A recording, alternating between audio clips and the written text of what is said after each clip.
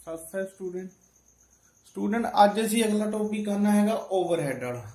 किहड़ा करना है जी overhead classification form जान के मेन क्या जी साडे कोल क्या है जी ओवरहेड। ठीक है ना। पहले नंबर ते बेटा दस दो सानू ओवरहेड हुंदा की आ। ठीक है ना बेटा आपां कोस्ट अकाउंटिंग दे विच कीता हैगा आ। ठीक है ना कोस्ट अकाउंटिंग दे विच आपां एक चीज़ पढ़ी आ कोस्ट शीट। ठीक है ना कोस्ट शीट यानी कि किसी भी चीज़ की प्रोडक्शन ते किसी भी चीज़ की प्रोडक्शन ते साडी को कोस्ट आती है। क्या जी कुछ कोस्ट आती है और जी कोस्ट आती होंगी है बेटा साढ़े को दो तरह की होंगी। एक तो होंगी है साढ़े को डायरैक्ट एक होंगी है इनडायरैक्ट। एक जी कोस्ट होंगी है जी डायरैक्ट एक जी होंगी इनडायरैक्ट। ठीक है ना जी डायरैक्ट कोस्ट आ असी उन्होंने किच लिख दें जी प्राइम कोस्ट के तुम कोस्ट शीट च देखिया है क्या कर दें जी उन्होंने लिख दें आप प्राइम कोस्ट। ठीक है ना जिहदे साडे कोल की आ जांदे जी डायरैक्ट मटीरियल आ जाता उस तो बाद जी डायरैक्ट लेबर आ जाती ये साड़ियाँ डायरैक्ट कोस्ट आ जाती। ठीक है ना बेटा किसी भी टोटल कोस्ट दे विच डायरैक्ट कोस्ट तो इलावा जिहड़ी इनडायरैक्ट कोस्ट हुंदी आ इनडायरैक्ट कोस्ट हुंदी आ ਉਹ बेटा साडी हुंदी हैगी है जी ਉਹਨੂੰ ਆਪਾਂ ਕੀ ਕਹਿ ਦਿੰਦੇ ਆ ਜੀ ओवरहेड ਹੁੰਦਾ ਸਾਡਾ। ਕੀ ਹੁੰਦਾ ਜੀ ओवरहेड। ठीक है ना यानी कि जी डायरैक्ट कोस्ट तो यानी कि डायरैक्ट मटीरियल डायरैक्ट लेबर तो इलावा जिन्ना भी साडा जिहड़ा मतलब इनडायरैक्ट कोस्ट हुंदी ਜਾਂ इनडायरैक्ट एक्सपेंसिस ਹੁੰਦੀਆਂ ਉਹ ਸਾਡੀਆਂ ਕੀ ਹੁੰਦੀਆਂ ਜਿਹਨਾਂ ਨੂੰ ਆਪਾਂ ओवरहेड कह ਦਿੰਦੇ ਆ। ਜਿੱਦਾਂ ਆਪਾਂ ਕਰਦੇ ਸੀ ਨਾ फैक्टरी ओवरहेड ਜਿਹੜੀਆਂ फैक्टरी ਨਾਲ रिलेटेड एक्सपेंसिस ਹੋਣੀਆਂ उस तो बाद जी ऑफिस या एडमिनिस्ट्रेशन ओवरहेड या फिर क्या जी सेलिंग एंड डिस्ट्रीब्यूशन ओवरहेड ये सारे साडे ओवरहेड विच आ जाते हैं। कद विच आ जाते हैं होर यानी कि डायरैक्ट कोस्ट नूं छड्ड के जिन्नियां भी इनडायरैक्ट ठीक है एक्सपेंसिस हुंदियां आ वो साडियां सारियां की हुंदियां जी ओवरहेड कहलाउंदियां। ठीक है ना हुण बेटा एक गल देखो जिहड़ा साडे कोल ओवरहेड हुंदा है ना की है जी ओवरहेड हुंदा वो साडे कोल की हुंदा जी तीन तरह का हुंदा। ठीक है ना एक तो हुंदा हैगा जी फिक्स्ड ओवरहेड। ठीक है दूजे नंबर ते वेरीएबल ओवरहेड। ठीक है ना ते एक बेटा हुंदा साडे कोल क्या जी जिद्दां हुण पहले हुंदे फिक्स ओवरहेड किहड़ा हुंदा फिक्स ओवरहेड बेटा वो ओवरहेड हुंदा आ जिहड़ा क्या जी प्रोडक्शन ते डिपेंड नहीं करता। क्या जी प्रोडक्शन ते डिपेंड नहीं करता जे साडी प्रोडक्शन जीरो भी आ तां भी ओवरहेड ये खर्चा साडा आना ही आना।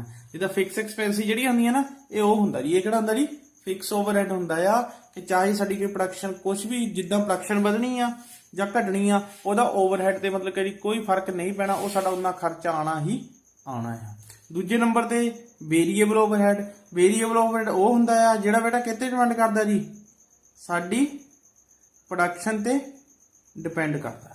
ठीक है ना मान लो प्रोडक्शन बढ़ गई ओवरहेड बढ़ जाना प्रोडक्शन घट गई ओवरहेड घट जाना।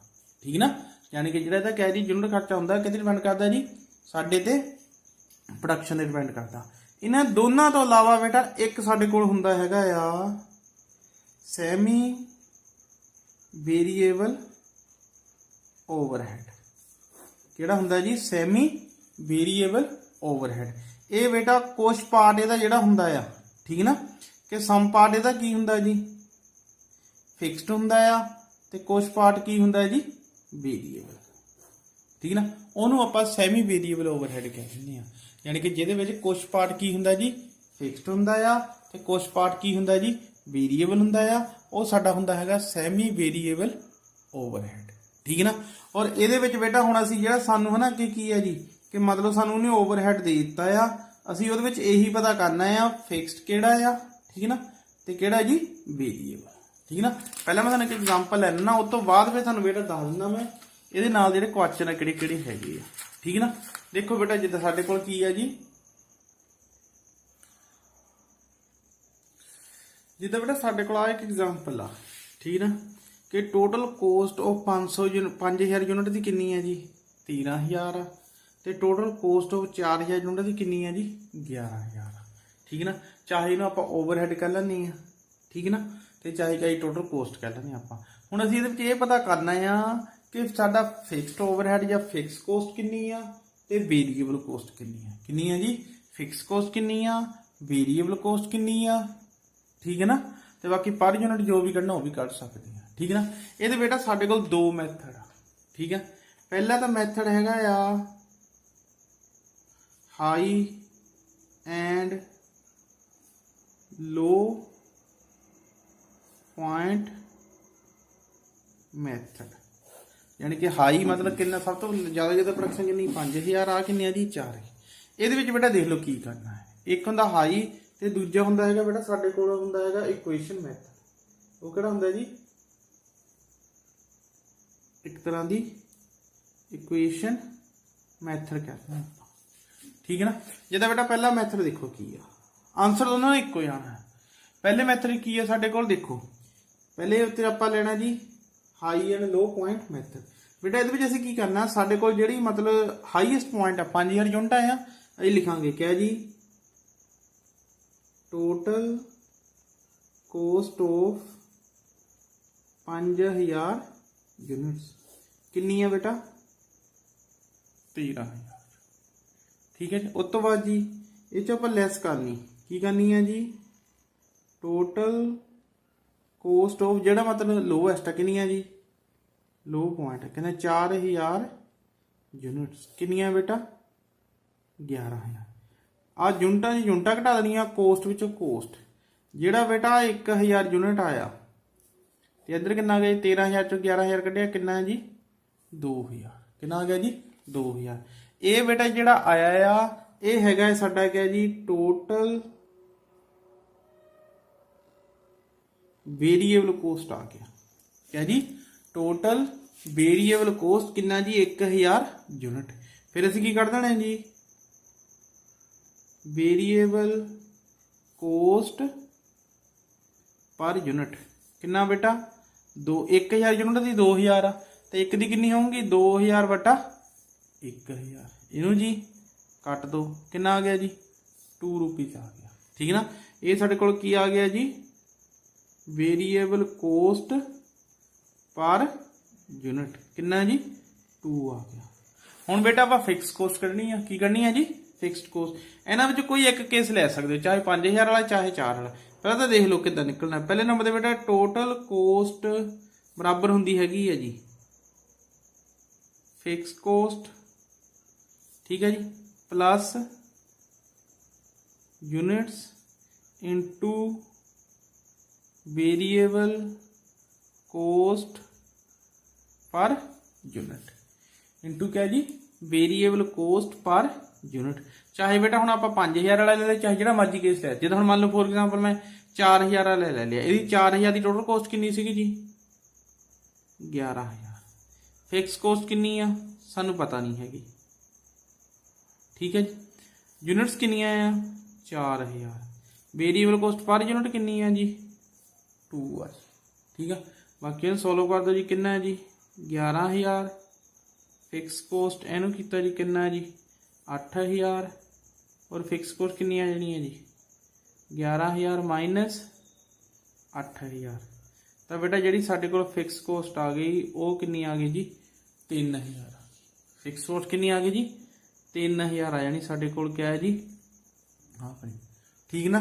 और जे आप करना हो ना क्या है जी फिक्स कोस्ट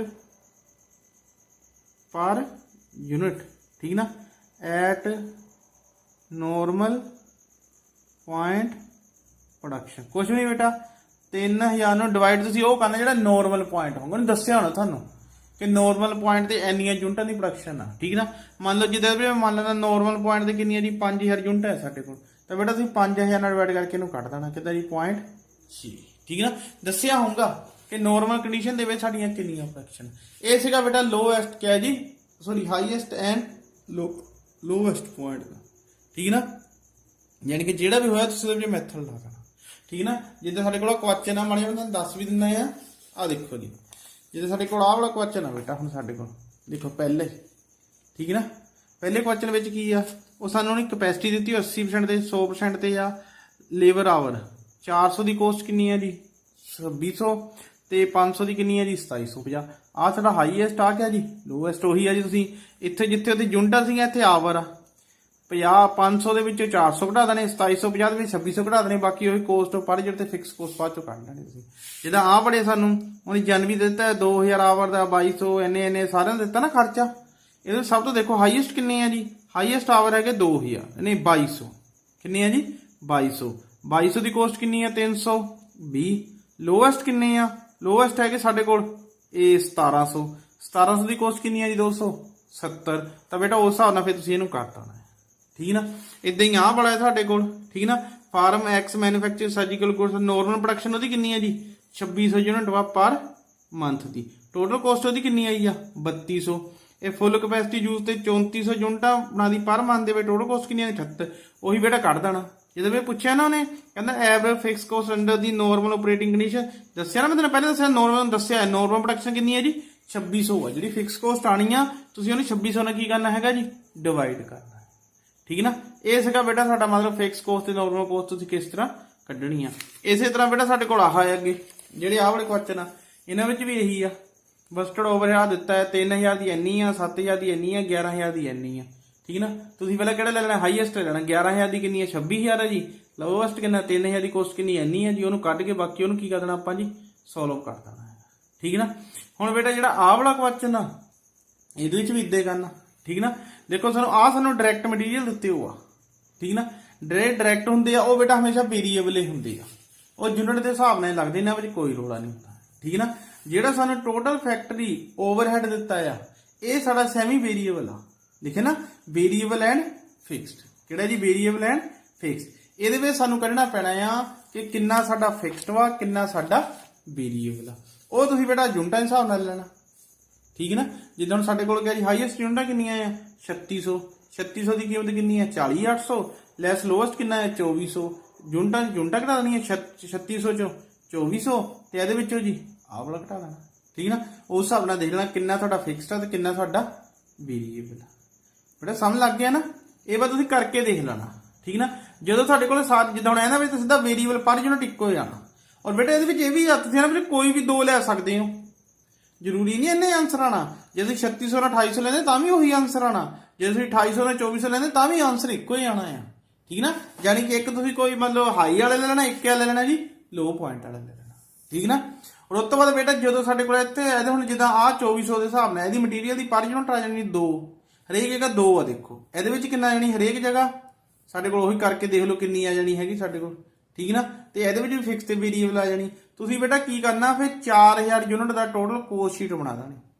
4000 ਯੂਨਿਟ ਦੀ ਜਿੱਦਾਂ ਮਟੀਰੀਅਲ ਦਾ ਕਿੰਨਾ ਪਾਉਂਗਾ ਦਾ ਪਰ ਯੂਨਿਟ ਦਾ 2 ਰੁਪਏ ਆ, ਇਹਨੂੰ 2 ਨਾਲ ਗੁਣਾ ਕਰਕੇ 8, ਠੀਕ ਨਾ। ਲੇਬਰ ਦਾ ਕੱਢ ਲੈਣਾ ਕਿੰਨਾ ਪਰ ਯੂਨਿਟ ਆ, ਇਹਨੂੰ ਗੁਣਾ ਕਰਕੇ ਲੇਬਰ ਦਾ ਪਾ ਦੇਣਾ। ਫਿਰ ਉਹ ਤੋਂ ਜਦੋਂ ਓਵਰਹੈਡ ਪਾਣਾ ਨਾ ਜਿਹੜਾ ਫਿਕਸਡ ਹੋਣਾ ਆ ਇਹਦੇ ਵਿੱਚ ਆਣਾ ਸਾਡਾ, ਠੀਕ ਨਾ। ਜਿਹੜਾ ਫਿਕਸਡ ਆਣਾ ਉਹ ਆਪਾਂ ਸਿੱਧਾ ਪਾ ਦੇਣਾ, ਜਿਹੜਾ ਵੇਰੀਏਬਲ ਹੋਣਾ ਆ ਉਹਨੂੰ 4 ਨਾਲ ਗੁਣਾ ਕਰਕੇ ਫਿਰ ਤੁਸੀਂ 4000 ਯੂਨਿਟ ਦੀ ਕਿਹਾ ਜੀ ਕੋਸਟ ਕੱਢ ਦੇਣੀ ਹੈ, ਠੀਕ ਨਾ। ਇਹ ਬੇਟਾ ਹੈਗਾ ਤੁਹਾਡਾ ਕਿਹਾ ਜੀ ਇਹਦੇ ਨਾਲ ਦਾ, ਠੀਕ ਨਾ। ਹੁਣ ਤੁਹਾਨੂੰ ਮੈਂ ਇੱਕ ਜਿਹੜਾ ਸਿਮੂਲੇਸ਼ਨ ਕਿਹਾ ਜੀ ਤੁਹਾਨੂੰ ਮੈਂ ਦੂਜਾ ਵੀ ਸਿਮultaneous ਕਿਹਾ ਜੀ ਇਕੁਏਸ਼ਨ ਮੈਥਡ ਵੀ ਦੱਸ ਦਿੰਦਾ ਇੱਕ ਵਾਰੀ, ਉਹ ਚ ਕਿੱਦਾਂ ਕੱਢਦੇ। ਮਤਲਬ ਆਹੀ ਵਾਲਾ ਸਵਾਲ ਜਿਹੜਾ ਹੈ ਨਾ ਤੁਹਾਡਾ ਪਹਿਲਾਂ ਮੈਂ ਕੀਤਾ ਆਹ ਵਾਲਾ ਇਹੀ ਵਾਲਾ ਉਸ ਮੈਥਡ ਨਾਲ ਕਰਕੇ ਦੱਸਦਾ, ਠੀਕ ਹੈ ਨਾ। ਹੁਣ ਦੇਖੋ ਬੇਟਾ ਇਹਦੇ ਵਿੱਚ ਕਿੱਦਾਂ ਕਰਨਾ ਆਪਾਂ।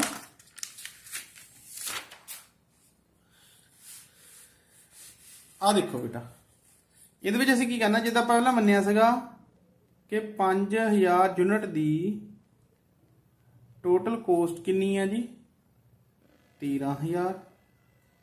ਫਿਰ 4000 ਯੂਨਿਟ ਦੀ ਟੋਟਲ ਕੋਸਟ ਕਿੰਨੀ ਹੈ ਜੀ 11।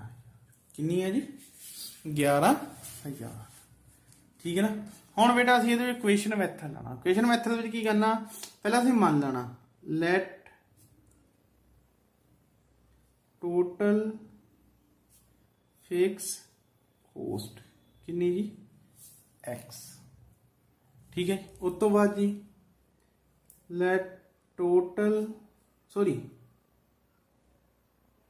ਵੇਰੀਏਬਲ ਕੋਸਟ ਪਰ यूनिट ਉਹ ਕਿੰਨੀ ਹੈ ਜੀ ਉਹ ਰੱਖ ਲਓ ਜੀ ਬਾਈ ਉਹ ਕਿਆ ਜੀ ਬਾਈ और बेटा वो मैं दसिया है क्या जी टोटल जी कोस्ट होंगी किदा होंगी है जी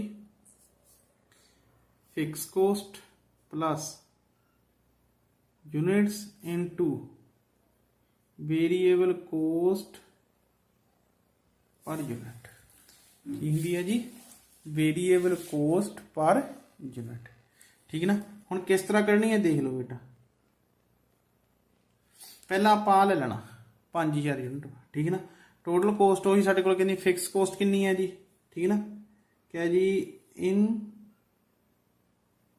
कंडीशन क्या जी प्रोडक्शन 5000 यूनिट कितनी है बेटा फिक्स कोस्ट असी मनियो एक्स प्लस यूनिटा कितनी पहले 5000 5000 और इंटू कोस्ट पर यूनिट कितनी वाई है जी 5000 वाई बराबर कितना आता जी 3000 और इसी तरह दूजे कितना है जी फिक्स कोस्ट एक्स वा तो यह कितना है जी 4000 यूनिट वाई इजकल टू कितना बेटा 11000 ठीक है ना उही आ साडे कोल पहली इक्वेशन आ किहड़ी है जी दूजी देखो बराबर आ फिर जिदा करते सी आप 10वीं दे विच ही आ निशान चेंज कर दो आ भी माइनस कट हो गया जी ये कितना आ गया जी 1000 वाई 5000 4000 कढ़िया 13000 चो 11000 कढ़िया कितना आ गया जी 2000 तो वाई बेटा कितना आ जाना साढ़े को 2000 बटा 1000 कट के जी 2 आ गया वाई क्या मनिया वेरीएबल कोस्ट पर यूनिट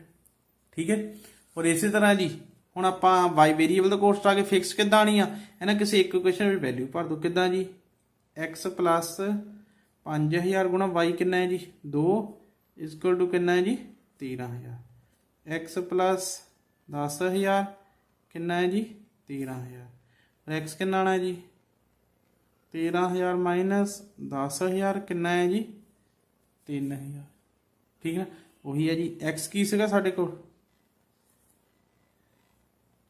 ये सीगा साडे कोल क्या है जी ये की कहते हैं आपां फिक्स कोस्ट कितनी है आंसर दोनों ने इक्को ही आना ठीक है ना ये बेटा साडा इक्वेशन मैथड सीगा ते पहला साडे कोल की सीगा जी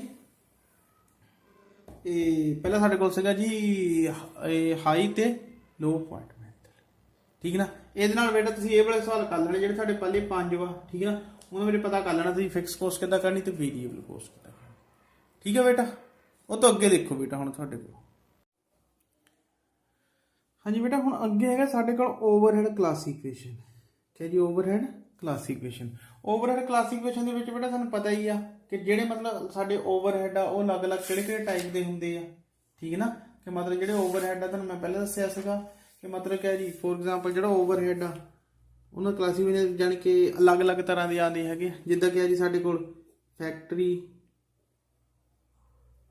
ओवरहेड भी आ जाता है ठीक है उस तो बाद क्या जी ऑफिस या एडमिनिस्ट्रेशन आप की कह दें जी ओवरहेड भी आ जाता उस तो बाद क्या जी सेलिंग एंड डिस्ट्रीब्यूशन ओवरहेड मतलब अलग अलग इन्होंने क्लासिफिकेशन करते ठीक है ना हुण बेटा जो साडा इस तो बाद आ जाता ठीक है ना हुण उस तो बाद साडे कोल तीन एक होर इहदे विच टॉपिक आ जाता एक आ जाता है बेटा साडे कोल एलोकेशन आ जाता है क्या जी ओवरहेड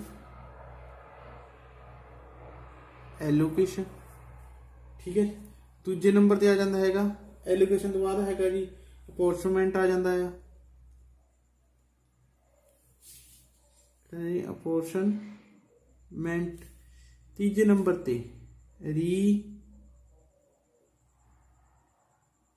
अपॉर्चमेंट आ जाता ठीक है ना एक क्या जाता जी एलोकेशन एक अपॉर्चमेंट एक जी री अपॉर्चमेंट आ जाता ठीक है ना हुण पहला इन्हां दा कंसैप्ट बेटा समझा दवां ये समझाउण तो बाद फिर तुहानूं न्यूमेरिकल तुहानूं मतलब ईजीली अंडरस्टैंड हो जाने की चीज़ होंदी है ठीक है ना हुण जिद्दां बेटा मान लो साडा कोई भी बिजनेस हैगा है ना कोई भी क्या जी साडा बिजनेस आ ठीक है ना बिजनेस आ जां आपां की कह दिंदे आ साडे कोल फैक्टरी आ कोई ठीक है ना क्या है जी साडे कोल फैक्टरी आ साडे कोल बिजनेस काहदा साडा प्रोडक्शन दा आ ते साडी की लगी हैगी है जी फैक्टरी हैगी है ठीक है ना हुण बेटा सानूं पता है कि फैक्टरी दे विच क्या जी एक डिपार्टमेंट दा हुंदा नहीं हैगा अलग अलग डिपार्टमेंट हुंदे है ना ਇੱਕ ਪ੍ਰੋਡਕਸ਼ਨ ਡਿਪਾਰਟਮੈਂਟ ਹੁੰਦਾ, ਇੱਕ ਸੇਲ ਡਿਪਾਰਟਮੈਂਟ ਹੁੰਦਾ, ਇੱਕ ਪਰਚੇਜ ਡਿਪਾਰਟਮੈਂਟ ਹੁੰਦਾ, ਅਲੱਗ-ਅਲੱਗ ਡਿਪਾਰਟਮੈਂਟ ਹੁੰਦੇ ਆ ਨਾ।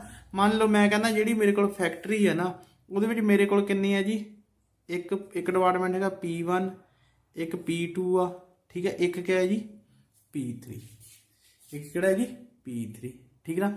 ਔਰ ਇੱਕ ਮਤਲਬ ਮੇਰੇ ਕੋਲ ਹੈਗਾ ਸਰਵਿਸ ਡਿਪਾਰਟਮੈਂਟ, ਕਿਹੜਾ ਹੈ ਜੀ ਸਰਵਿਸ ਡਿਪਾਰਟਮੈਂਟ ਆ। ਮੰਨ ਲਓ ਕੋਈ ਆਫਿਸ ਆ, ਠੀਕ ਆ, ਜਾਂ ਟਰਾਂਸਪੋਰਟ ਦਾ ਹੈ, ਕੋਈ ਵੀ ਇੱਦਾਂ ਹੈ, ਇਹ ਕਿਹੜਾ ਹੈ ਜੀ ਸਰਵਿਸ ਡਿਪਾਰਟਮੈਂਟ ਆ। ਇਹਦਾ ਪਤਾ ਲੱਗ ਗਿਆ ਨਾ। ਹੁਣ ਮੈਂ ਤੁਹਾਨੂੰ ਇਸ ਚੀਜ਼ ਤੋਂ ਤੁਹਾਨੂੰ ਪਤਾ ਲੱਗਣਾ ਕਿ ਐਲੋਕੇਸ਼ਨ ਕੀ ਹੁੰਦੀ ਆ, ਅਪੋਰਚਮੈਂਟ ਕੀ ਹੁੰਦੀ ਆ, ਤੇ ਰੀਅਪੋਰਚਮੈਂਟ ਕੀ ਹੁੰਦੀ ਆ, ਠੀਕ ਹੈ ਨਾ। ਜਿੱਦਾਂ ਸਾਡੇ ਕੋਲ ਕਿਹਾ ਜੀ ਇੱਕ ਆਫਿਸ ਆ, ਠੀਕ ਹੈ ਨਾ। ਹੁਣ ਬੇਟਾ ਮੰਨ ਲਓ ਦੇਖੋ ਸਾਡੇ ਕੋਲ ਇਹ ਫੋਰ ਐਗਜ਼ਾਮਪਲ ਸਾਨੂੰ ਉਹਨੇ ਮੰਨ ਲਓ ਖਰਚਾ ਦਿੱਤਾ ਆ, ਕਿਹਦਾ ਦਿੱਤਾ ਹੈ ਜੀ, ਮੰਨ ਲਓ ਜੀ ਸਾਨੂੰ ਨਹੀਂ ਦਿੱਤਾ ਹੈਗਾ ਖਰਚਾ, ਸਾਡੇ ਕੋਲ ਇਹ ਮਟੀਰੀਅਲ ਦਾ ਖਰਚਾ ਦਿੱਤਾ ਹੈ, ਠੀਕ ਹੈ, ਕਿਹੜਾ ਜੀ ਇਨਡਾਇਰੈਕਟ ਮਟੀਰੀਅਲ, ਕਿਹੜਾ ਦਿੱਤਾ ਹੈ ਜੀ ਇਨਡਾਇਰੈਕਟ ਮਟੀਰੀਅਲ, ਠੀਕ ਨਾ। ਹੁਣ ਬੇਟਾ ਦੇਖੋ ਕਈ ਵੇਲੇ ਹੁੰਦਾ ਇਨਡਾਇਰੈਕਟ ਮਟੀਰੀਅਲ ਸਾਨੂੰ ਉਹਨੇ ਡਾਇਰੈਕਟ ਦੇ ਦਿੱਤਾ ਆ, ਕੀ ਹੈ ਜੀ ਕਿ ਜੀ ਉਹਨੇ ਅਲੱਗ-ਅਲੱਗ ਪਹਿਲੇ ਦੇ ਦਿੱਤਾ ਆ, ਮਤਲਬ ਅਲੱਗ-ਅਲੱਗ ਹਰੇਕ ਡਿਪਾਰਟਮੈਂਟ ਨੇ ਆਪਣਾ ਨੋਟ ਕੀਤਾ ਹੈ ਕਿ ਭਾਈ ਮੇਰਾ ਖਰਚਾ ਇੰਨਾ ਆ, ਮੇਰਾ ਖਰਚਾ ਇੰਨਾ ਆ, ਹਰੇਕ ਨੇ, ਠੀਕ ਨਾ। ਮੰਨ ਲਓ ਪਹਿਲੇ ਦਾ ਇਨਡਾਇਰੈਕਟ ਮਟੀਰੀਅਲ ਦਾ ਖਰਚਾ ਕਿੰਨਾ ਸੀਗਾ ਜੀ, ਮੰਨ ਲਓ ਜੀ 300, ਇਹਦਾ ਕਿੰਨਾ ਸੀਗਾ ਜੀ 500, ਇਹਦਾ ਕਿੰਨਾ ਸੀਗਾ 200, ਤੇ ਇਹਦਾ ਕਿੰਨਾ ਹੈ ਜੀ 100 ਆ, ਠੀਕ ਹੈ ਨਾ। ਯਾਨੀ ਕਿ ਜਿਹੜੀ ਸਾਨੂੰ ਯਾਨੀ ਕਿ ਇੱਕ ਤਾਂ ਪਹਿਲੇ ਇੱਕ ਚੀਜ਼ ਦੇਖ ਲਓ, ਸਾਡੇ ਕੋਲ ਦੋ ਤਰ੍ਹਾਂ ਦੇ ਖਰਚੇ ਹੁੰਦੇ, ਠੀਕ ਨਾ। ਇੱਕ ਤਾਂ ਹੁੰਦੇ ਹੈਗੇ ਆ ਜੀ ਕਿਆ ਕਹਿੰਦੇ ਹੁੰਦੇ ਆਪਾਂ ਇਹਨੂੰ ਕਾਮਨ ਹੁੰਦੇ ਆ, ਠੀਕ ਨਾ। ਇੱਕ ਕਿਆ ਹੁੰਦੇ ਆ ਜੀ ਸਾਡੇ ਕੋਲ ਜਿਹੜੀਆਂ ਐਕਸਪੈਂਡੀਚਰ ਹੁੰਦੀਆਂ ਆ, ਕਿਹੜੀਆਂ ਹੁੰਦੀਆਂ ਜੀ, ਇੱਕ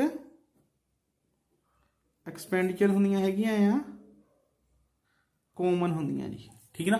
ਯਾਨੀ ਕਿ ਇੱਕ ਵਾਰੀ ਖਰਚਾ ਕਰ ਦੇਣਾ ਸਾਰਿਆਂ ਦਾ ਉਹਨੂੰ ਕਿਆ ਜੀ ਬੈਨੀਫਿਟ ਮਿਲਣਾ ਆ। ਇੱਕ ਹੁੰਦੀ ਹੈ ਕਿ ਬੇਟਾ ਸਾਡੇ ਕੋਲ ਸਪੈਸੀਫਿਕ ਕੋਸਟ, ਇੱਕ ਹੁੰਦੀ ਹੈਗੀ ਕਾਮਨ ਕੋਸਟ। ਇੱਕ ਹੁੰਦੀ ਹੈ ਜੀ ਸਪੈਸੀਫਿਕ ਕੋਸਟ ਹੁੰਦੀ ਆ ਕਿ ਜਿਹੜੀ ਮਤਲਬ ਕਿਸੇ ਪਾਰਟੀਕੂਲਰ ਇੱਕ ਅੱਧੇ ਮਤਲਬ ਕਿ ਜੀ ਡਿਪਾਰਟਮੈਂਟ ਨਾਲ ਰਿਲੇਟਡ ਹੁੰਦੀ ਆ, ਠੀਕ ਨਾ, ਸਾਰਿਆਂ ਨਾਲ ਰਿਲੇਟਡ ਕਾਮਨ ਨਹੀਂ ਹੁੰਦੀ ਹੈਗੀ ਉਹ। ਜਿੱਦਾਂ ਮਤਲਬ ਫੋਰ ਐਗਜ਼ਾਮਪਲ ਸਾਡੇ ਕੋਲ ਡਿਪਾਰਟਮੈਂਟ ਕਿ ਜੀ P1 ਆ, P2 ਆ, P3 ਆ, ਇੱਕ ਕਿਹੜਾ ਆ S1, ਇਹ ਡਿਪਾਰਟਮੈਂਟ ਆ। ਮੰਨ ਲਓ ਜੀ ਫੋਰ ਐਗਜ਼ਾਮਪਲ ਸਾਡੇ ਕੋਲ ਕਿਹਾ ਜੀ ਰਿਪੇਅਰ ਦੀ ਕੋਸਟ ਵਾ, ਠੀਕ ਨਾ, ਉਹ ਮੰਨ ਲਓ ਕੱਲੀ ਡਿਪਾਰਟਮੈਂਟ P ਦੀ ਆ, ਉਹ ਕਹਿੰਦਾ ਕਿਹਦੀ ਹੈ ਜੀ ਕੱਲੀ P1 ਦੀ ਆ, ਕਿੰਨੀ ਆ ਜੀ 500, ਇਹ ਸਿਰਫ ਇਹਦੇ ਵਿੱਚ ਆਉਂਗੀ, ਠੀਕ ਨਾ। ਜਾਂ ਫਿਰ ਕਿਹਾ ਜੀ ਸਾਡੇ ਕੋਲ ਇਲੈਕਟ੍ਰੀਸਿਟੀ ਦਾ ਖਰਚਾ ਆ, ਕਿਹਾ ਜੀ ਇਲੈਕਟ੍ਰੀਸਿਟੀ ਦਾ ਖਰਚਾ ਆ। ਇਲੈਕਟ੍ਰੀਸਿਟੀ ਦਾ ਖਰਚਾ ਮਤਲਬ ਹਰੇਕ ਮਤਲਬ ਡਿਪਾਰਟਮੈਂਟ ਦਾ ਅਲੱਗ-ਅਲੱਗ ਪੁਆਇੰਟ ਦਿੱਤੇ ਹੋ ਆ, ਅਲੱਗ-ਅਲੱਗ ਕਿਹਾ ਜੀ ਪੁਆਇੰਟ ਦਿੱਤੇ ਹੋ ਆ, ਉਹਦਾ ਮਤਲਬ ਸਾਨੂੰ ਸਾਰਿਆਂ ਤੋਂ ਪਹਿਲਾਂ ਪਤਾ ਕਿ ਕਿਹਦੇ ਕਿਹਦਾ ਖਰਚਾ ਕਿੰਨਾ, ਯਾਨੀ ਕਿ ਅਲੱਗ-ਅਲੱਗ ਡਿਪਾਰਟਮੈਂਟ ਦਾ ਪਹਿਲੇ ਸਾਨੂੰ ਖਰਚਾ ਦਿੱਤਾ ਆ ਕਿ ਜਿੱਦਾਂ ਮੰਨ ਲਓ ਫੋਰ ਐਗਜ਼ਾਮਪਲ ਉਹ ਕਹਿੰਦਾ ਕੋਸਟ ਪਰ ਯੂਨਿਟ ਕਿੰਨਾ ਜੀ 1 ਰੁਪਇਆ ਆ, ਠੀਕ ਨਾ। ਤੇ ਹਰੇਕ ਡਿਪਾਰਟਮੈਂਟ ਦੀਆਂ ਯੂਨਿਟਾਂ ਵੀ ਦਿੱਤੀਆਂ ਕਿੰਨੀਆਂ ਜਲੀਆਂ ਆ, ਹਰੇਕ ਡਿਪਾਰਟਮੈਂਟ ਚੋਂ ਨਹੀਂ ਮਤਲਬ ਕਹਿੰਦੇ ਮੀਟਰ ਲਾ ਆ, ਠੀਕ ਨਾ। ਇਹਦੀਆਂ ਕਿੰਨੀਆਂ ਜੀ 100 ਆ, ਇਹਦੀਆਂ ਕਿੰਨੀਆਂ ਜੀ 200 ਆ, ਇਹਦੀਆਂ ਕਿੰਨੀਆਂ ਜੀ 150 ਆ, ਇਹਦੀਆਂ ਕਿੰਨੀਆਂ ਜੀ ਮੰਨ ਲਓ ਜੀ ਇਹ 400 ਆ, ਠੀਕ ਨਾ। ਇਹਦਾ ਮਤਲਬ ਜਿਹੜਾ ਸਾਡੇ ਕੋਲ ਕਿਹਾ ਜੀ ਕੋਸਟ ਆਫ ਕਿਆ ਕਹਿੰਦੇ ਹੁੰਦੇ ਨੇ ਆਪਾਂ ਲਾਈਟ ਦੀ ਆਣੀ ਆ, ਠੀਕ ਨਾ। ਹਰ ਪੁਆਇੰਟ ਦੀ ਕੋਸਟ ਦਿੱਤੀ ਹੋ, ਪਹਿਲੇ ਦੀ ਕਿੰਨੀ 100 ਨਾਲ ਗੁਣਾ ਕਰਕੇ 100, ਇਹਦੀ ਕਿੰਨੀ ਜੀ 200, ਇਹਦੀ ਕਿੰਨੀ ਜੀ 50, ਇਹਦੀ ਕਿੰਨੀ ਜੀ 400। ਇਹਦਾ ਸਾਨੂੰ ਮਤਲਬ ਕੋਸਟ ਪਹਿਲਾਂ ਹੀ ਅਲੱਗ-ਅਲੱਗ ਦਿੱਤੀ ਹੋ, ਠੀਕ ਨਾ। ਤਾਂ ਜਿਹੜੀ ਅਲੱਗ-ਅਲੱਗ ਸਾਨੂੰ ਕੋਸਟ ਦਿੱਤੀ ਹੋ ਆ, ਉਹ ਵਾਲੀ ਕੋਸਟ ਅਸੀਂ ਕੀ ਕਰ ਦੇਣੀ ਹੈਗੀ ਆ, ਇਹਨਾਂ ਦੇ ਵਿੱਚ ਕੀ ਕਰ ਦੇਣੀ ਹੈਗੀ, ਜਿਹੜੀ ਡਿਪਾਰਟਮੈਂਟ ਦੀ ਜਿੰਨੀ ਕੋਸਟ ਕਹੀ ਹੋ ਆ ਉਨੀ ਆਪਾਂ ਪਾ ਦੇਣੀ ਆ। ਇਹਨੂੰ ਬੇਟਾ ਕਹਿ ਦਿੰਦੇ ਆਪਾਂ ਐਲੋਕੇਸ਼ਨ, ਇਹਨੂੰ ਕੀ ਕਹਿ ਦਿੰਦੇ ਆਪਾਂ ਐਲੋਕੇਸ਼ਨ ਕਹਿ ਦਿੰਦੇ, ਠੀਕ ਨਾ। ਯਾਨੀ ਕਿ ਪਹਿਲਾਂ ਤਾਂ ਹਰੇਕ ਅਲੱਗ-ਅਲੱਗ ਡਿਪਾਰਟਮੈਂਟ ਦੀ ਸਪੈਸੀਫਿਕ ਜਿਹੜੀ ਕੋਸਟ ਸੀਗੀ ਨਾ ਉਹ ਪਾਈ ਹੋ ਸੀਗੀ, ਠੀਕ ਨਾ। ਜਿਹੜੀ ਇਸ ਡਿਪਾਰਟਮੈਂਟ ਨਾਲ ਰਿਲੇਟਡ ਉਹ ਵਿੱਚ ਪਾਤੀ ਹੋਈ, ਜਿਹੜੀ ਇਸ ਡਿਪਾਰਟਮੈਂਟ ਨਾਲ ਰਿਲੇਟਡ ਇਹਦੇ ਵਿੱਚ ਇਹਦੇ, ਠੀਕ ਨਾ।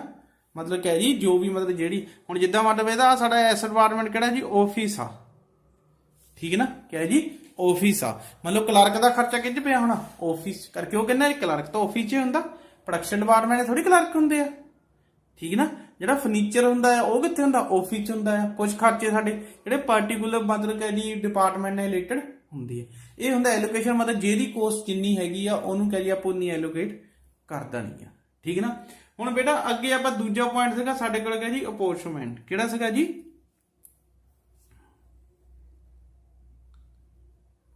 अपॉर्चनमेंट।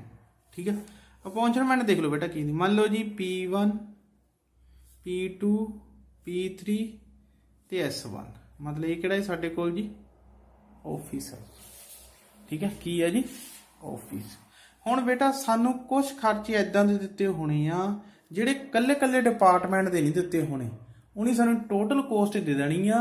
इन्हां विच असीं अपने बेस ते देखना, फिर असीं आप डिस्ट्रीब्यूट करनी है। ठीक है ना, क्या करनी है जी आप डिस्ट्रीब्यूट। वो तुहानूं मैं अगे दस दिंदा किहड़ी किहड़ी चीज़ किहदे किहदे बेस ते वंडी जांदी है। ठीक है ना, जिद्दां मान लो फॉर एग्जाम्पल है बेटा सानू उन्हें की दिता है जी रेंट दिता है। ठीक है ना, रेंट कितना दिता है सानू टोटल दे दिता है, मान लो नहीं टोटल दे दिता है सानू बेटा 1000 रुपया रेंट वा। ठीक है ना, पूरा बिजनेस है जिहड़ा साडी फैक्ट्री है, जिहड़ी आ फैक्ट्री दे अलग अलग डिपार्टमेंट है ना, जिहड़ी साडे कोल क्या है जी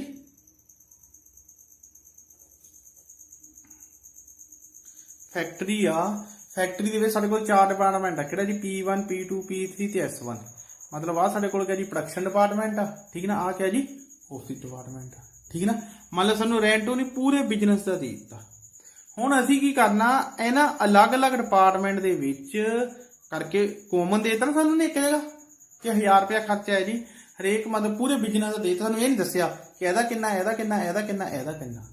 असीं इन्हां दे विच हुण ये वाला क्या जी एक प्रपोर्शनल दे विच वंडना है।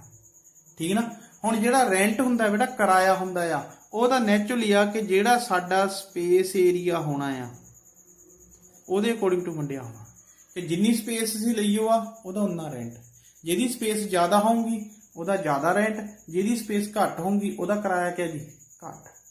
ਠੀਕ ਨਾ, ਮੰਨ ਲਓ ਜੀ ਸਾਨੂੰ ਸਪੇਸ ਏਰੀਆ ਹੁਣ ਮੈਂ ਤੁਹਾਨੂੰ ਇਹ ਵੀ ਦੱਸ ਦੇਣਾ ਵੰਡਣਾ ਕਿੱਦਾਂ ਇਹਨਾਂ ਨੂੰ। ਠੀਕ ਨਾ, ਕਿਉਂਕਿ ਬੇਟਾ ਅੱਗੇ ਜਿਹੜੇ ਨੂਮੈਰੀਕਲ ਕਰਾਣੇ ਆ ਨਾ ਮੈਂ ਉੱਥੇ ਵੰਡਣਾ ਨਹੀਂ ਕਰੇਗਾ, ਮੈਂ ਸਿੱਧਾ ਅਮਾਊਂਟ ਪਾਣੀ ਜਿਹੜੀ ਲਿਖੀ ਹੋਣੀ ਹੈ ਉਹ ਤੁਹਾਨੂੰ ਮੈਂ ਇੱਕ ਵਾਰੀ ਦੱਸ ਦੇਣਾ ਕਿ ਜਿਹਦਾ 1000 ਰੁਪਇਆ ਆ मतलब स्पेस एरिया ना दे दिता है जी काहदे विच जी मान लो स्क्वेयर फिट दे स्क्वेयर मीटर दे विच दे दिता है। ठीक ना, जिहड़ा P डिपार्टमेंट सीगा इहदा सीगा जी एरिया मान लो जी 300 स्क्वेयर। ठीक है मीटर।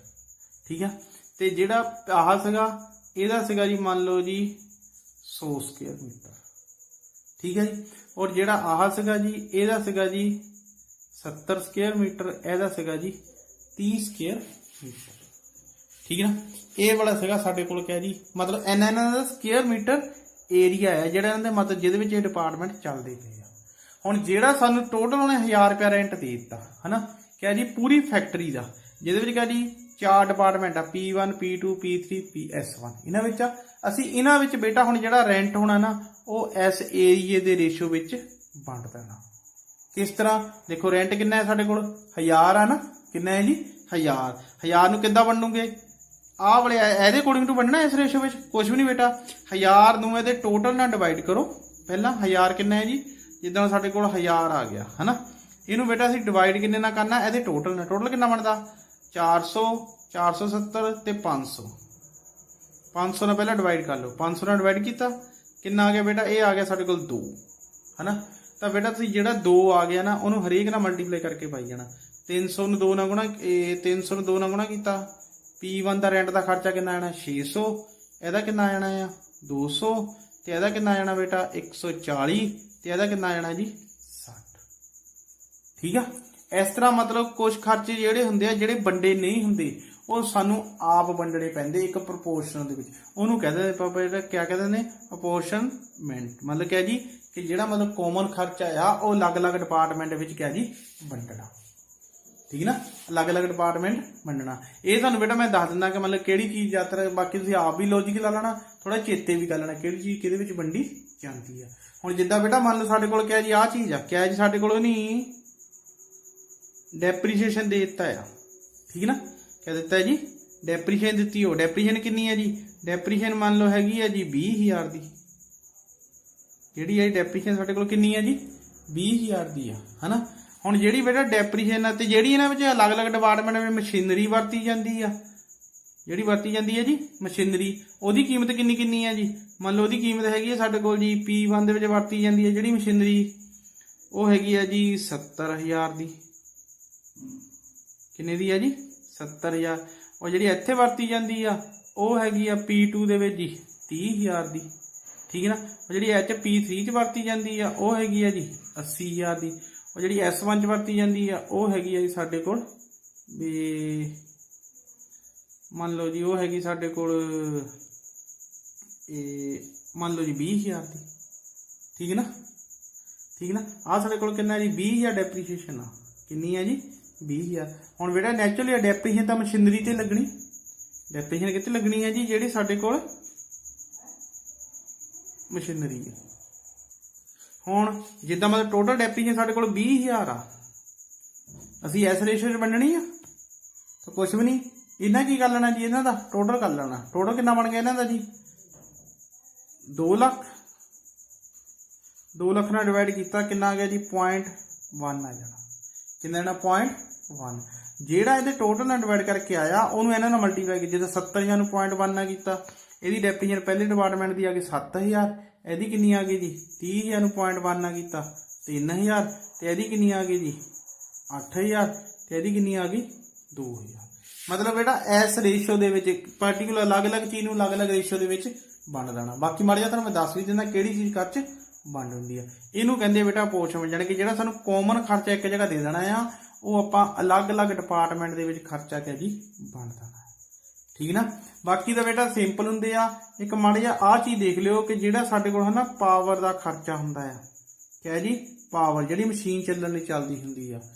ਇੱਕ ਜੇ ਤਾਂ ਸਾਨੂੰ ਹੋਰਸ ਪਾਵਰ क्या जी हॉर्स पावर ऑफ मशीन, ठीक है।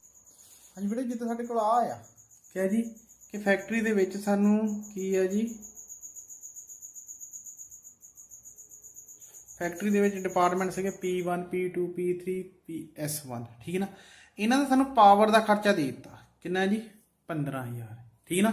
ये बेटा दो तरह दिता हुंदा सानू, एक दा की दिता हुंदा पहली बार सानू कई जगह कल्ला हॉर्स पावर ऑफ मशीन दिता होना, ठीक है। हॉर्स पावर ऑफ मशीन आ डिपार्टमेंट P1 ਦੇ ਵਿੱਚ ਜਿਹੜੀ हॉर्स पावर मशीन ਕਿਹੜੀ ਵਰਤੀ ਜਾਂਦੀ ਹੈ ਜੀ 500 हॉर्स पावर ਦੀ, ठीक है। P2 ਦੇ ਵਿੱਚ 200 ਦੀ, ਇਹ ਵੀ 200 ਦੀ, ਇਹ ਕਿੰਨੇ ਦੀ ਜੀ 100 ਦੀ ਵਰਤੀ ਜਾਂਦੀ। ਜੇ ਤਾਂ ਕੱਲਾ ਹੌਰਸ ਪਾਵਰ ਆਫ ਮਸ਼ੀਨ ਦਿੱਤਾ ਆ, ਠੀਕ ਨਾ, ਫੇਰ ਤਾਂ ਤੁਸੀਂ ਕੱਲਾ ਇਹਦੇ ਅਕੋਰਡਿੰਗ ਟੂ ਵੰਡ ਦੇਣਾ, ਠੀਕ ਨਾ। ਜਿਹੜਾ 15,000 ਆ 15,000 ਨੂੰ ਇਹਨਾਂ ਡਿਵਾਈਡ ਕਰ ਦੇਣਾ, ਕਿੰਨਾ ਬਣਦਾ ਜੀ ਇਹ 500 ਬੰਦਾ 1000 ਬਣਦਾ, 1000 ਨਾਲ ਡਿਵਾਈਡ ਕੀਤਾ ਕਿੰਨਾ ਆ ਗਿਆ ਜੀ 15, 15,000 ਨਾਲ ਡਿਵਾਈਡ ਕੀਤਾ ਉਹੀ 5 ਨਾਲ ਗੁਣਾ ਕੀਤਾ ਅੱਧ ਆ ਜਾਣਾ ਹੈਗਾ 7500, 2 ਨਾਲ ਗੁਣਾ ਕੀਤਾ 3000, 200 ਨਾਲ ਗੁਣਾ ਕੀਤਾ 3000, ਇੰਨਾ ਗੁਣਾ ਕੀਤਾ ਮੰਨ ਲਓ ਉਹਨਾਂ ਪਾ ਦੇਣਾ ਤੁਸੀਂ, ਠੀਕ ਨਾ। ਇਹ ਤਾਂ ਸੇਮ ਪਲੇਸ ਪਾਵਰ ਹੀ ਵੰਡ ਦੇਣਾ। ਜੇ ਮੰਨ ਲਓ ਬਾਈ ਚਾਂਸ ਤੁਹਾਨੂੰ ਹੌਰਸ ਪਾਵਰ ਉਹ ਮਸ਼ੀਨ ਵੀ ਦਿੱਤਾ ਆ, ਠੀਕ ਨਾ, ਨਾਲ ਬੇਟਾ ਉਹਨੇ ਤੁਹਾਨੂੰ ਕੀ ਦੇ ਦਿੱਤੇ ਆ ਜੀ ਵਰਕਿੰਗ ਮਸ਼ੀਨ ਆਵਰਸ, ਠੀਕ ਨਾ। ਮੰਨ ਲਓ ਜਿਹਦਾ ਇਹਦੇ ਕੀ ਦੇ ਦਿੱਤੇ ਜੀ 200, ਇਹਦੇ ਕਿੰਨੇ ਦੇ ਦਿੱਤੇ ਜੀ 50, ਇਹਦੇ ਕਿੰਨੇ ਦੇ ਦਿੱਤੇ ਜੀ 1000, 100 ਆ, ਇਹਦੇ ਵੀ ਕਿੰਨੇ ਆ ਜੀ 100, ਠੀਕ ਨਾ, ਠੀਕ ਨਾ। ਕਿ ਮੰਨ ਲਓ ਤੁਹਾਨੂੰ ਕੀ ਦੇ ਦਿੱਤੇ ਜੀ ਉਹਨੇ ਨਾਲ ਹੌਰਸ ਪਾਵਰ ਉਹ ਮਸ਼ੀਨ ਦੇ ਨਾਲ ਉਹਦੇ ਮਸ਼ੀਨ ਵਰਕਿੰਗ ਆਵਰ।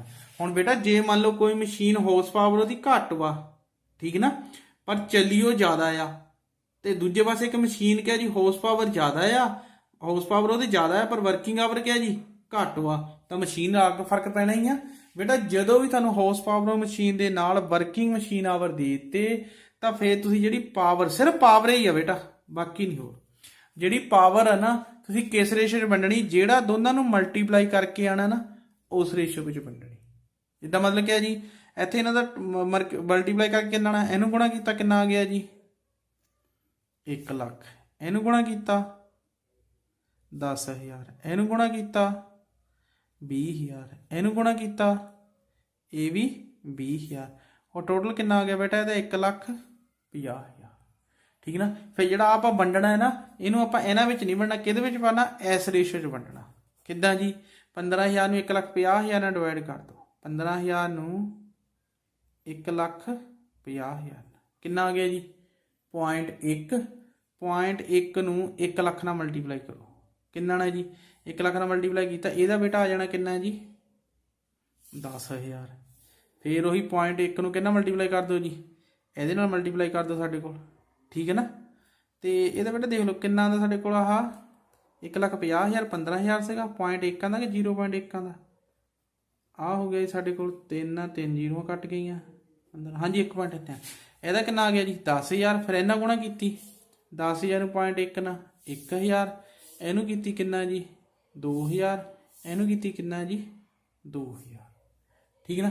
ਇਸ ਤਰ੍ਹਾਂ ਬੇਟਾ ਵੰਡ ਹੋਣਾ, ਯਾਨੀ ਕਿ ਜੇ ਕੱਲਾ ਤੁਹਾਨੂੰ ਵਰਕਿੰਗ ਆਵਰ ਮਸ਼ੀਨ ਨਹੀਂ ਦਿੱਤਾ ਆ, ਠੀਕ ਨਾ, ਕੱਲਾ ਹਾਊਸ ਪਾਵਰ ਮਸ਼ੀਨ ਆ, ਫਿਰ ਤਾਂ ਤੁਸੀਂ ਉਹਦੀ ਹਾਊਸ ਪਾਵਰ 'ਚ ਵੰਡਦਾ ਨਹੀਂ ਪਾਵਰ। ਜੇ ਮਤਲਬ ਤੁਹਾਨੂੰ ਵਰਕਿੰਗ ਆਵਰ ਦਿੱਤੇ ਹੋ, ਮਸ਼ੀਨ ਆਵਰ ਦਿੱਤੇ ਹੋ ਨਾ ਨਾਲ, ਫਿਰ ਦੋਨਾਂ ਨੂੰ ਮਲਟੀਪਲਾਈ ਕਰਕੇ, ਕੋਈ ਮਸ਼ੀਨ ਘੱਟ ਹਾਊਸ ਪਾਵਰ ਦੀ ਹੋਣੀ ਪਰ ਜ਼ਿਆਦਾ ਟਾਈਮ ਚੱਲੀ ਹੋਣੀ ਆ, ਤਾਂ ਦੋਨਾਂ ਜਿਹੜਾ ਮਲਟੀਪਲਾਈ ਕਰਕੇ ਆਉਣਾ ਹੈ ਨਾ, ਉਸ ਰੇਸ਼ੋ ਦੇ ਵਿੱਚ ਅਸੀਂ ਇਹਨੂੰ ਵੰਡਣਾ ਹੈ। ਠੀਕ ਨਾ। ਬਾਕੀ ਬੇਟਾ ਕਿ ਹੋਰ ਕਿਹੜੀ ਕਿਹੜੀ ਚੀਜ਼ ਕਾਹਦੇ ਵਿੱਚ ਵੰਡਣੀ ਆ, ਇਹ ਤੁਹਾਨੂੰ ਉੱਥੇ ਦਿੱਤਾ ਨਹੀਂ ਹੋਣਾ, ਤੁਸੀਂ ਆਪ ਦੇਖਣਾ। ਠੀਕ ਨਾ। ਮੈਂ ਤੁਹਾਨੂੰ ਕੁਝ ਦੱਸ ਦਿੰਦਾ, ਜਿੱਦਾਂ ਮੰਨ ਲਓ ਕੋਈ ਆ ਸਾਡੇ ਕੋਲ 2-3 ਹੈਗੀਆਂ ਜੀ, ਜਿੱਦਾਂ ਆ ਬੇਟਾ ਦੇਖੋ ਸਾਡੇ ਕੋਲ। ਠੀਕ ਨਾ। ਤੁਸੀਂ ਇਹ ਪੜ੍ਹ ਵੀ ਲੈਣਾ ਆਪ, ਮਾੜਾ ਜਿਹਾ ਮੈਂ ਤੁਹਾਨੂੰ ਦੱਸ ਵੀ ਦਿੰਦਾ ਜੀ। ਠੀਕ ਨਾ। ਜਿੱਦਾਂ ਹੁਣ ਬੇਟਾ ਸਾਡੇ ਕੋਲ ਆਹੀ ਚੀਜ਼ ਦਿੱਤੀ ਹੋ, ਦੇਖੋ ਆਹ ਵਾਲੀਆਂ। ਠੀਕ ਨਾ। ਸਾਨੂੰ ਨਹੀਂ ਕੀ ਦਿੱਤੀਆਂ ਜੀ, ਐਕਸਪੈਂਸਿਸ ਦਿੱਤੀਆਂ ਤੇ ਬੇਸਿਸ ਪ੍ਰਪੋਰਸ਼ਨ ਦੱਸਣਾ ਕਾਹਦੇ ਵਿੱਚ ਵੰਡਣੀ। ਜਿੱਦਾਂ ਪਹਿਲੇ ਨੰਬਰ ਤੇ ਸਟੋਰ ਸਰਵਿਸ ਐਕਸਪੈਂਸਿਸ, ਯਾਨੀ ਕਿ ਜਿਹੜੀਆਂ ਸਟੋਰ ਨਾਲ ਰਿਲੇਟਡ ਆ, ਉਹ ਵੈਲਿਊ ਆਫ ਮਟੀਰੀਅਲ ਕੰਜ਼ਿਊਮਡ ਦੇ ਅਕੋਰਡਿੰਗ ਟੂ ਵੰਡਣੀਆਂ ਤੁਸੀਂ, ਜਿਹੜਾ ਵੈਲਿਊ ਆਫ ਮਟੀਰੀਅਲ ਕੰਜ਼ਿਊਮਡ ਹੋਊਗਾ। ਜਿਹੜੀ ESI ਆ, ਠੀਕ ਨਾ, ਉਹ ਵੇਜਿਸ ਆਫ ਈਚ, ਜਿਹੜੀ ਡਿਪਾਰਟਮੈਂਟ ਹੋਣਾ, ਜਿਹੜੀ ਡਾਇਰੈਕਟ ਲੇਬਰ ਹੋਣੀ ਜਾਂ ਵੇਜਿਸ ਹੋਣੀਆਂ, ਠੀਕ ਨਾ, ਯਾਨੀ ਕਿ ਜਿਹੜੀਆਂ ਲੇਬਰ ਨਾਲ ਰਿਲੇਟਡ ਆ।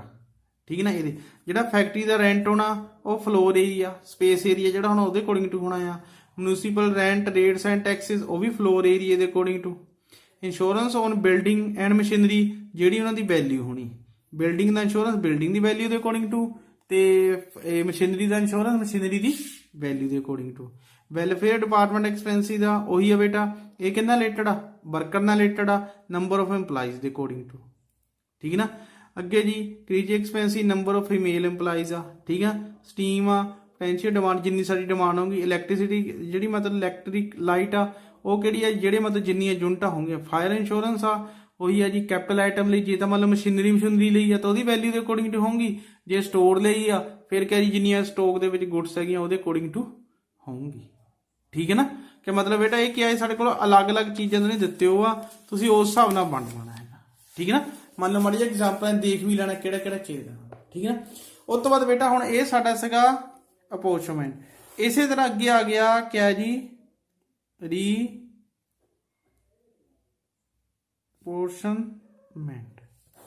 ਉਹ ਬੇਟਾ ਕੁਛ ਨਹੀਂ ਹੈਗਾ, ਉਹਦੇ ਸਿੰਪਲ ਆ, ਜਿੱਦਾਂ ਹੁਣ ਤੁਸੀਂ ਆਹ ਅਲੱਗ-ਅਲੱਗ ਡਿਪਾਰਟਮੈਂਟ ਦਾ ਵੰਡ ਲਿਆ। ਠੀਕ ਨਾ। ਹੁਣ ਬੇਟਾ ਜਿਹੜਾ ਸਰਵਿਸ ਡਿਪਾਰਟਮੈਂਟ ਆ, ਆਫਿਸ ਆ, ਠੀਕ ਨਾ, ਜਿਹੜੀ ਆਫਿਸ ਦੇ ਵਿੱਚ ਸਰਵਿਸ ਦਿੱਤੀ ਜਾਂਦੀ ਆ, ਉਹ ਕਿਸੇ ਇੱਕ ਡਿਪਾਰਟਮੈਂਟ ਲਈ ਥੋੜੀ ਹੁੰਦੀ ਆ। ਜਿਹੜੀ ਆਫਿਸ ਦੀ ਸਰਵਿਸ ਆ ਉਹ ਸਾਰੇ ਡਿਪਾਰਟਮੈਂਟਾਂ ਲਈ ਦਿੱਤੀ ਜਾਣੀ ਆ। ਤਾਂ ਜਿਹੜਾ ਸਾਡਾ ਸਰਵਿਸ ਡਿਪਾਰਟਮੈਂਟ ਦਾ ਖਰਚਾ ਆਉਂਦਾ ਹੁੰਦਾ ਨਾ, ਕੋਸਟ ਆਉਂਦਾ ਹੁੰਦਾ ਹੈ, ਓਵਰਹੈਡ ਆਉਂਦਾ ਹੁੰਦਾ ਹੈ, ਇਹਨੂੰ ਦੁਬਾਰਾ ਤੋਂ ਅਸੀਂ P1 P2 P3 ਦੇ ਵਿੱਚ ਡਿਸਟ੍ਰੀਬਿਊਟ ਕਰ ਦਿੰਦੇ ਆ। ਇਹਨਾਂ ਦਾ ਟੋਟਲ ਖਰਚਾ ਕੱਢ ਦਿੰਦੇ ਆ, ਉਹਨੂੰ ਕਹਿੰਦੇ ਆ ਰੀਪੋਰਸ਼ਨਮੈਂਟ। ਹੁਣ ਕੀ ਕਹਿੰਦੇ ਆ ਜੀ, ਰੀਪੋਰਸ਼ਨਮੈਂਟ। ਮਤਲਬ ਉਹ ਡਿਪਾਰਟਮੈਂਟ ਦਾ ਖਰਚਾ ਜਿਹੜਾ ਬਾਕੀ ਡਿਪਾਰਟਮੈਂਟਾਂ ਦੇ ਨਾਲ ਕਿਹਾ ਜੀ ਰਿਲੇਟਡ ਹੁੰਦਾ, ਬਾਕੀ ਡਿਪਾਰਟਮੈਂਟਾਂ ਨੂੰ ਸਰਵਿਸ ਪ੍ਰੋਵਾਈਡ ਕਰਾਉਂਦਾ ਆ, ਉਹ ਵਾਲੇ ਨੂੰ ਅਸੀਂ ਕੀ ਕਰ ਦਿੰਦੇ ਆ ਜੀ, ਰੀਪੋਰਸ਼ਨਮੈਂਟ। ਇਹਨਾਂ ਵਿੱਚ ਕਿਹਾ ਜੀ ਵੰਡ ਦੇਣਾ, ਉਹਨੂੰ ਆਪਾਂ ਯਾਨੀ ਕਿ ਜਿਹੜਾ ਸਰਵਿਸ ਡਿਪਾਰਟਮੈਂਟ ਦਾ ਖਰਚਾ ਆਇਆ ਹੁਣ, ਓਵਰਹੈਡ ਆਇਆ ਨਾ, ਉਹਨੂੰ ਦੁਬਾਰਾ ਤੋਂ ਅਗਲਿਆਂ ਵਿੱਚ ਕਿਹਾ ਜੀ ਆਪਾਂ ਕਰ ਦੇਣਾ ਜੀ ਅਪੋਰਚਮੈਂਟ, ਜਾਂ ਇਹਨਾਂ ਵਿੱਚ ਡਿਸਟ੍ਰੀਬਿਊਟ ਕਰ ਦੇਣਾ। ਠੀਕ ਨਾ।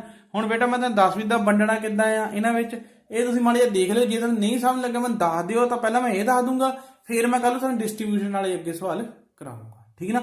ਬਸ ਬੇਟਾ ਜਿਹੜੇ ਵੀ ਤੁਹਾਡੇ ਪਹਿਲੇ 5 ਕੁਐਸਚਨ ਆ ਉਹ ਕਰਕੇ ਦੇਖ ਲਿਓ, ਬਾਕੀ ਦੀਆਂ ਐਗਜ਼ਾਮਪਲਾਂ ਦੇਖ ਲਿਓ ਕਿੱਦਾਂ ਵੰਡਦੇ। ਠੀਕ ਆ। ਓਕੇ, ਥੈਂਕਸ ਬੇਟਾ।